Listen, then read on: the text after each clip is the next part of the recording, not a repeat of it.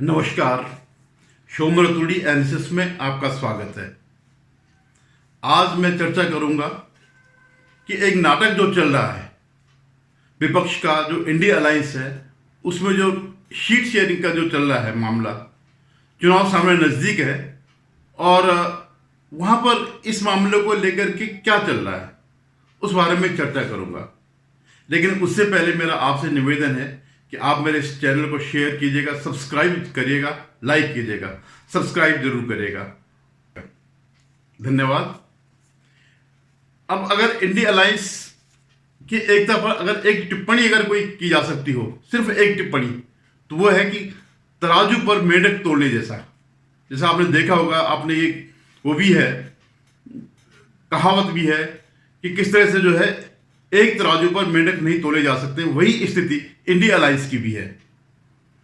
Sheet sharing की बात तो अभी छोड़ ही दीजिए, अभी तो यही तय नहीं हो रहा है कि इसका संयोजक कोई बनेगा और संयोजक का पद होगा या नहीं होगा, यह तक तय नहीं है।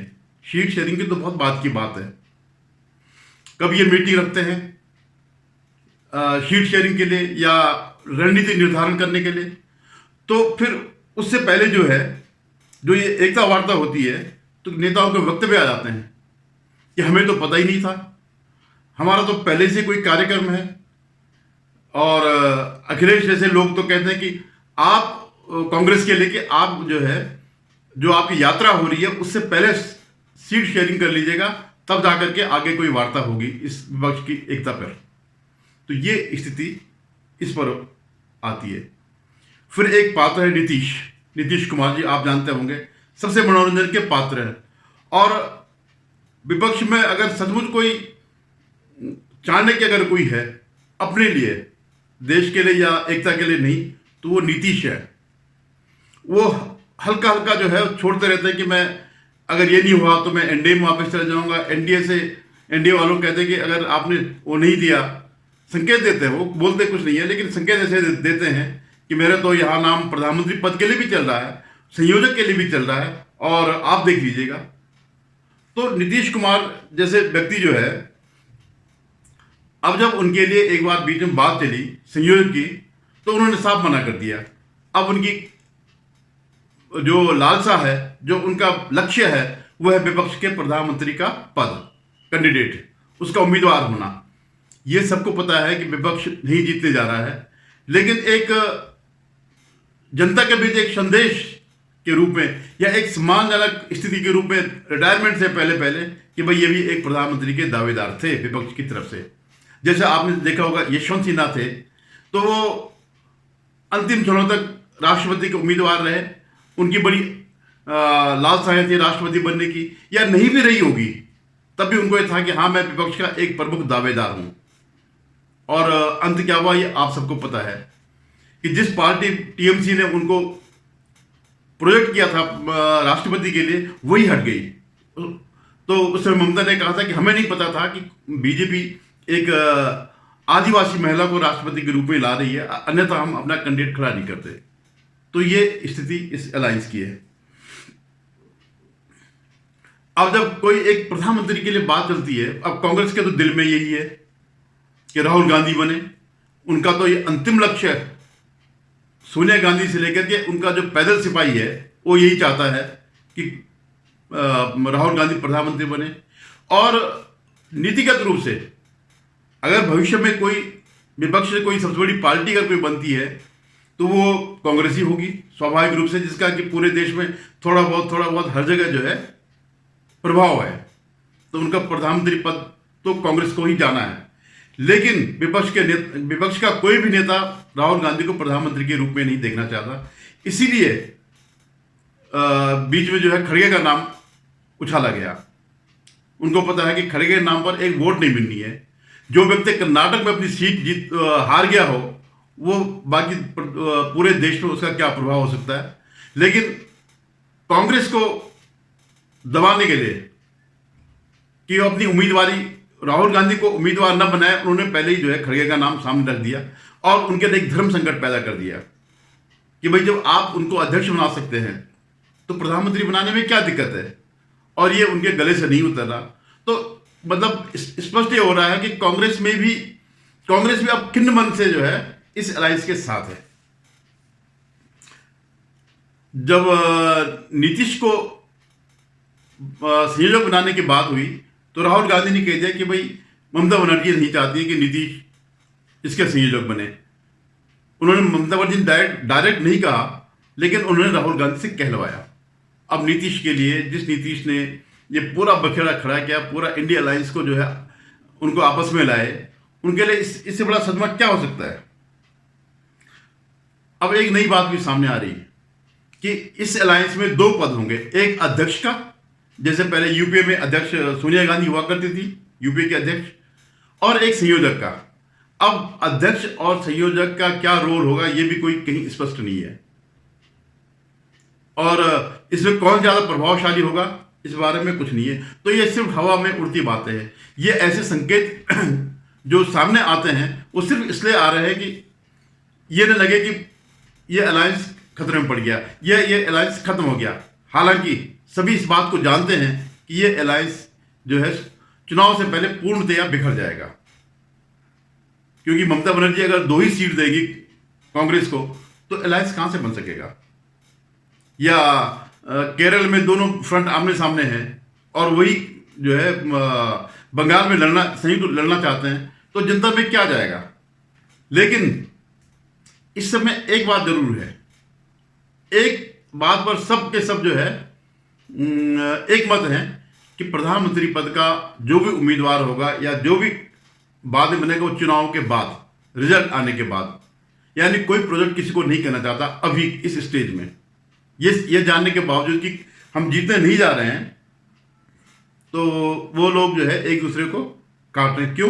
क्योंकि उनको भविष्य में ये जो लड़ाई हो रही है, ये 2029 की 2029 के लिए तैयारियां अभी से चल रही है। 2024 को मान चुके हैं कि ये कुछ नहीं होना। इस समय विपक्ष जहां पर है उतना भी अगर रह ले तो बहुत बड़ी बात है।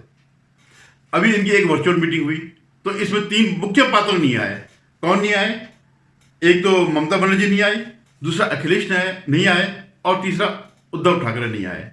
अब मतलब उत्तर प्रदेश, महाराष्ट्र और वेस्ट बंगाल 3 सबसे बड़े राज्य हैं जहां सबसे ज्यादा संख्या सांसदों की है, उनके लोग ही भाग लेने नहीं आए।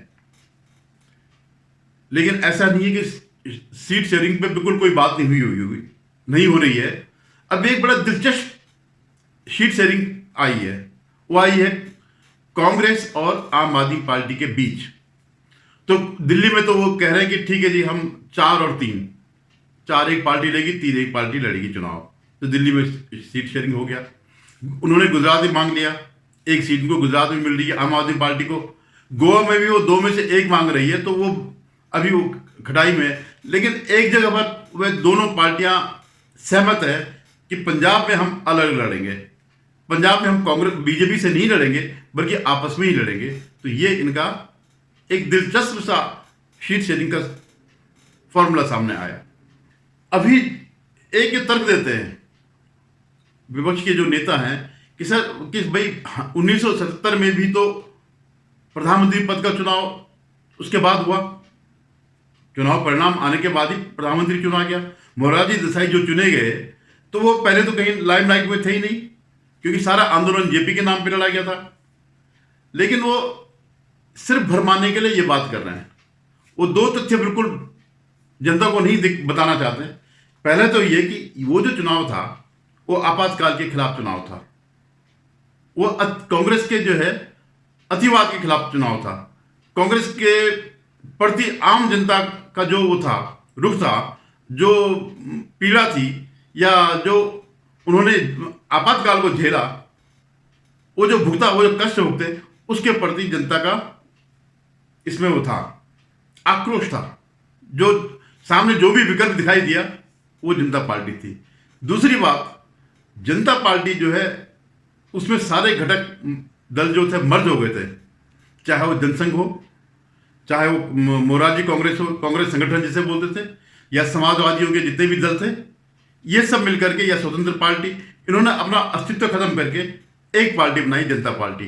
तो वहां सीट शेयरिंग का जैसा कोई मामला था ही नहीं, क्योंकि ये नहीं था कि मेरा घटक बाद में मेरे घटक की स्थिति क्या रहेगी और मेरे नेता की स्थिति क्या रहेगी।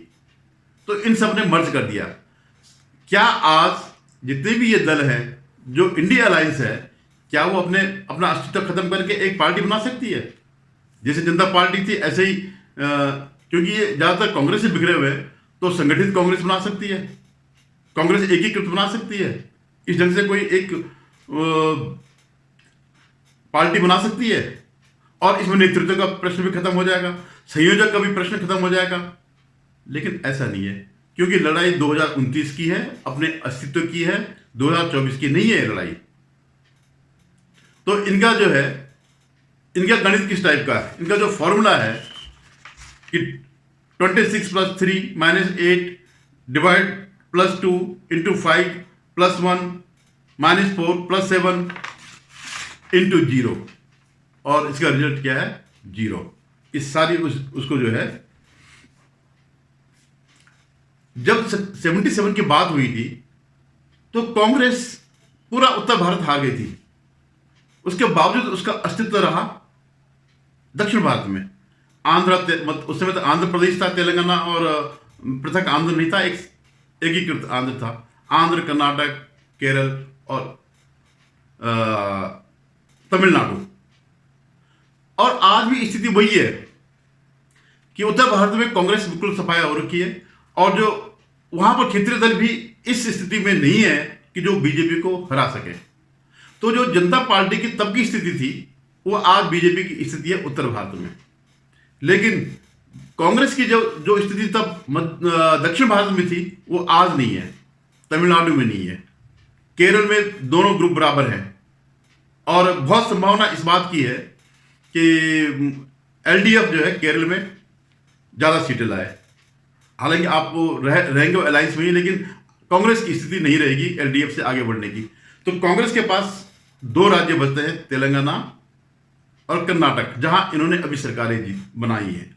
अभी 1 साल के अंदर जो है दोनों सरकारें बनी हैं। लेकिन आप मान के चलिए कर्नाटक में ये जहां ये बीजेपी के सामने आएंगे, क्योंकि वहां पर दोनों पार्टियां हैं और बीजेपी के साथ जनता दल सेक्युलर भी आ गया है, तो वहां पर भी इनको सीट नहीं मिलनी है।